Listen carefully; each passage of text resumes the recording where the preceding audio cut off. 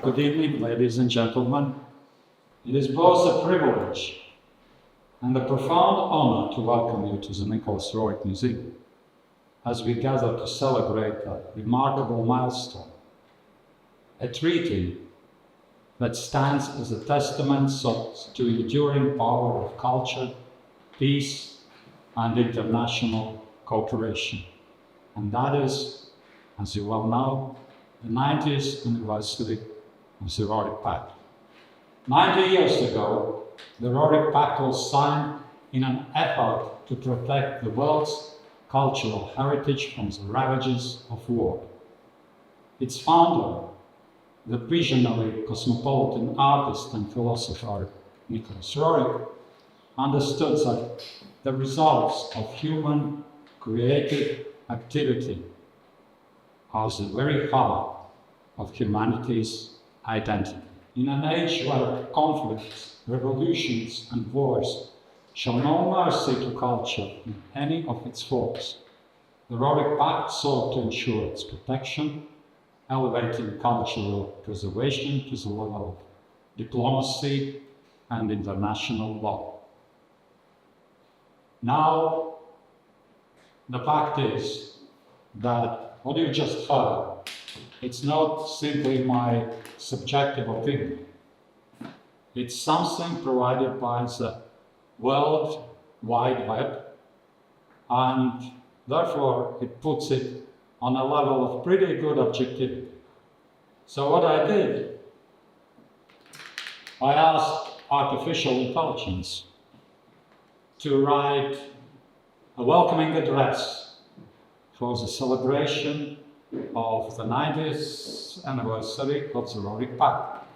And what you just heard was precisely that, gathered from references to the pact over the whole period of existence of the Wild Wide Web. And I read it and I thought it's actually pretty good. It reads smoothly and it's presentable. But before very long, I had this nagging feeling that something is missing. Well, I guess that you may well guess what is missing here. What is missing is some personal connection, emotions, feelings, heart. It's something which connects me personally with this pact. Because if the Roerich Pact were just some intellectual concept, I'm absolutely sure it would be long dead by now. Because such bold, unconventional endeavors, which take long years and hard effort to accomplish, they are always born out of and driven by either great love or great pain, or actually both. And I remember when the Roerich Pact really clicked for me, and it became personal. It was when, for the first time in my life, I saw in person what for me is still the uttermost expression of beauty ever created by humans on Earth. And that was the Parthenon in Athens. Humans created it.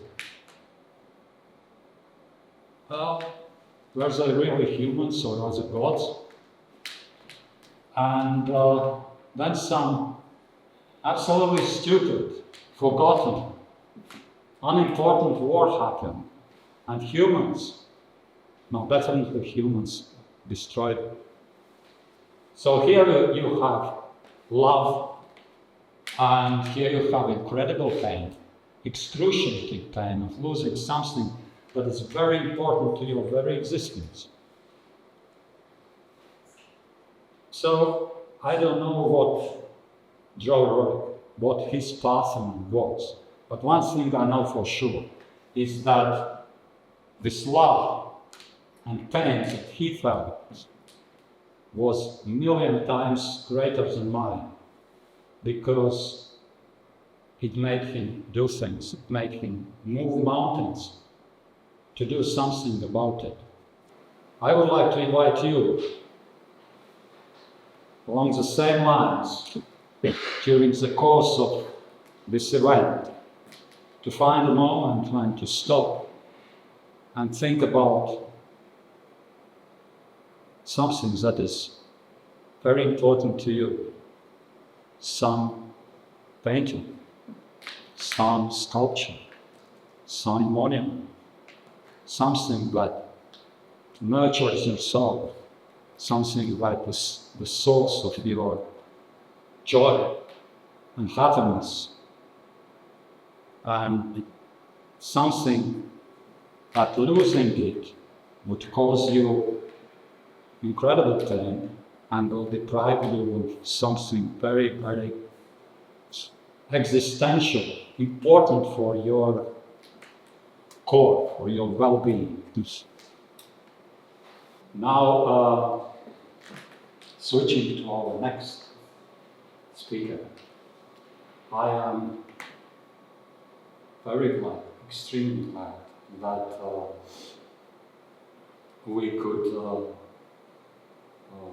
get our main speaker today in the person of Professor John Roerich, who is an old friend of museums and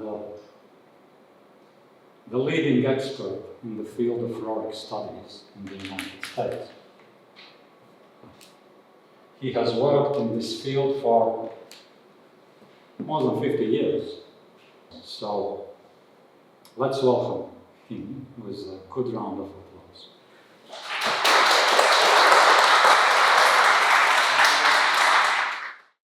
In a world increasingly interconnected, yet rife with conflict and distrust, the legacy of Nicholas Roerich offers clear insights into how the transcendent power of art and culture must and can foster global harmony.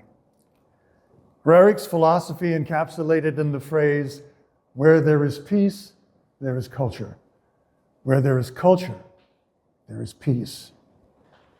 This reflects his deep belief in the transformative power of art in our quest for peace.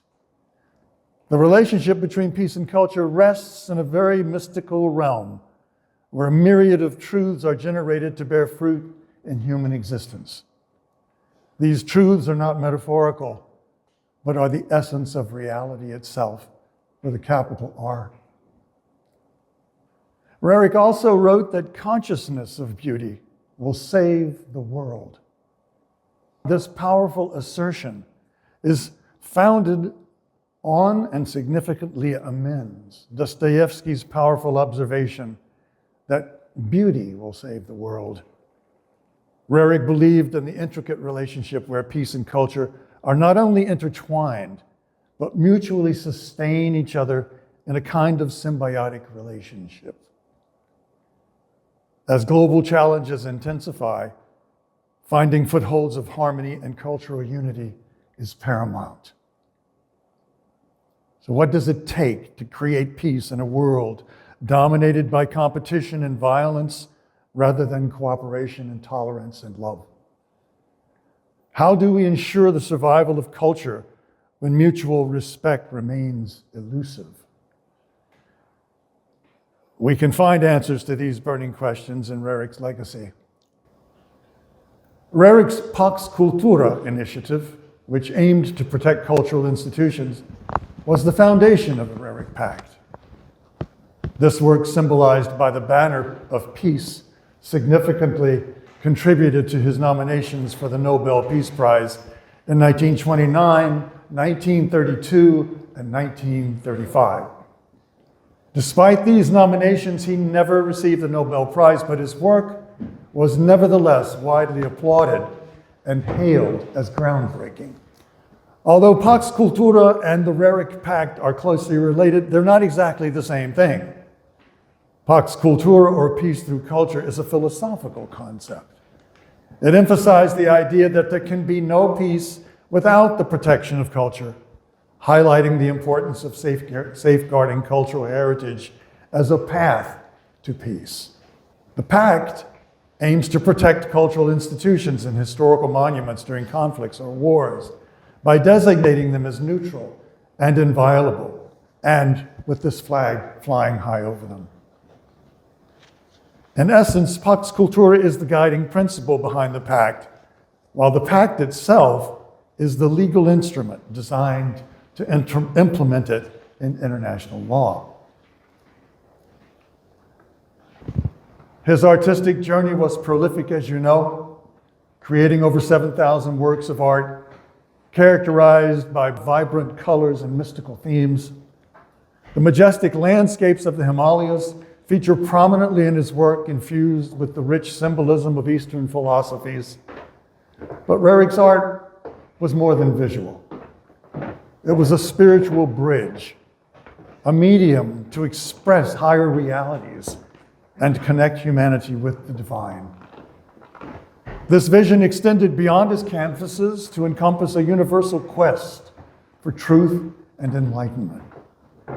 Dedicated to the cosmic notion of art as sacred and thus purposed toward the expansion of human consciousness and evolution, Roerich produced an oeuvre purposed to serve humankind. One could say that his was a sacred art, practiced as a yoga in the great Eastern tradition.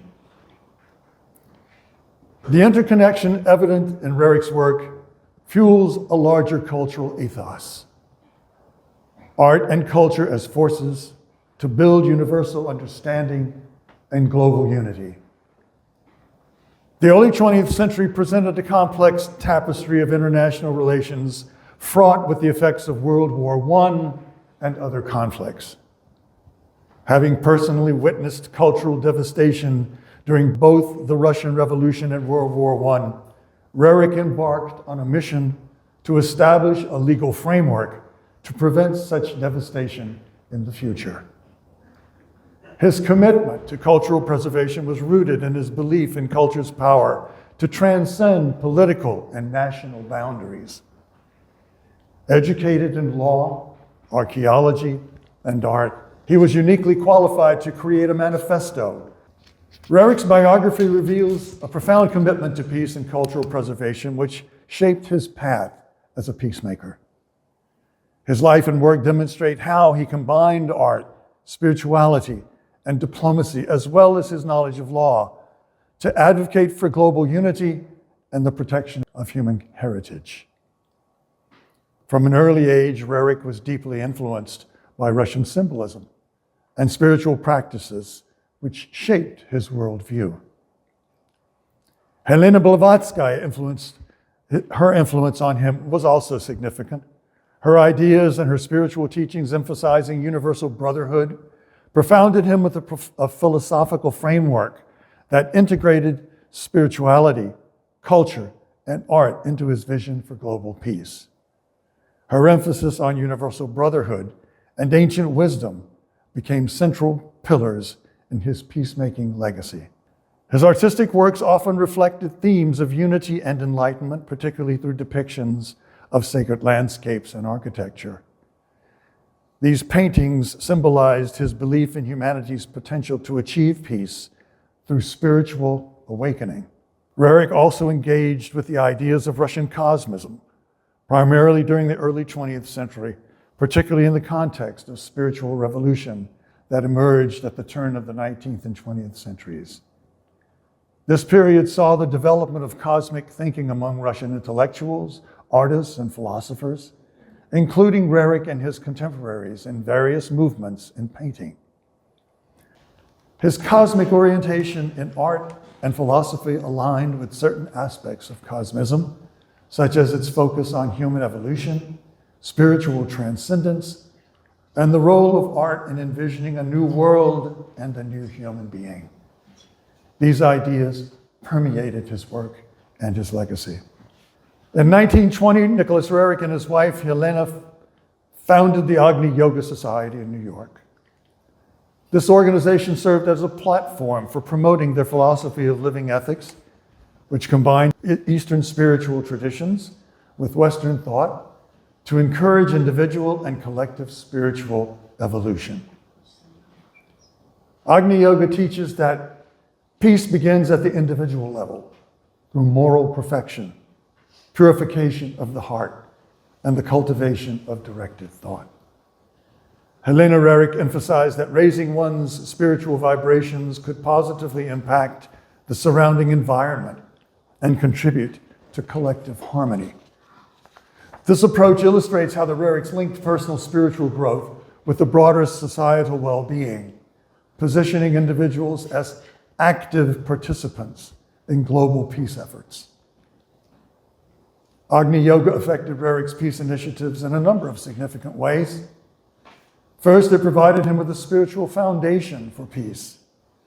Agni Yoga emphasizes the transformation of consciousness through love and knowledge. Roerich viewed peace as a state which arises from inner transformation and spiritual growth. And through his practice of it, he gained a cosmic perspective. The cosmism inherent in Agni Yoga allowed him to view human existence in a larger cosmic context. And with this perspective, he was able to advocate peace as a universal necessity, not merely a local or national issue. Agni Yoga's emphasis on the interconnectedness of all phenomena led Roerich to recognize the importance of culture in fostering peace. This understanding was central to his work on the Pact. It provided him with a spiritual framework which guided his efforts, emphasizing together with cosmism the importance of inner transformation and a cosmic perspective. Roerich's practice of Agni Yoga had a profound impact on both his art and his quest for peace. It deeply influenced his philosophical and spiritual approach to promoting harmony and cultural preservation. Exploring Roerich's legacy further, it's important to note the Pact's groundbreaking contributions to cultural preservation and international law. The Pact represents a vision far ahead of its time. It was the first international treaty dedicated specifically to the protection of cultural properties. Roerich advocated passionately for the protection of art under all circumstances, and his efforts culminated in a comprehensive initiative which laid the groundwork for modern conventions on cultural protection. The influence of the Pact extended well beyond its initial signatories. It informed frameworks such as the 1954 Hague Convention, the Global Heritage Fund, the World Monuments Fund, and it invigorated the mission of UNESCO.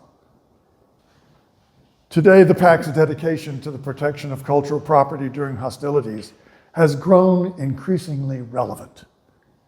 The destruction of historic and cultural sites in the Middle East, Africa, and Asia underscores the continued necessity of robust legal and humanitarian efforts grounded in the ethos of the Roerich Pact. A celebration of Roerich's ideals and work would remain hollow unless we reaffirm and rededicate ourselves to the cause at the core of our celebration. We would be remiss if we were only to pay homage to the man and his pact. We would fail to honor the tradition he inherited from those who passed that torch on to him, the cosmists, the great sages, and the yogis of the Himalayas. This commemoration of Nicholas Roerich's vision for peace would be empty if the power and meaning of his work did not inspire us to recognize that we must all be responsible for peace, not only for the sake of art, but for the sake of all beings and cultures. Thank you.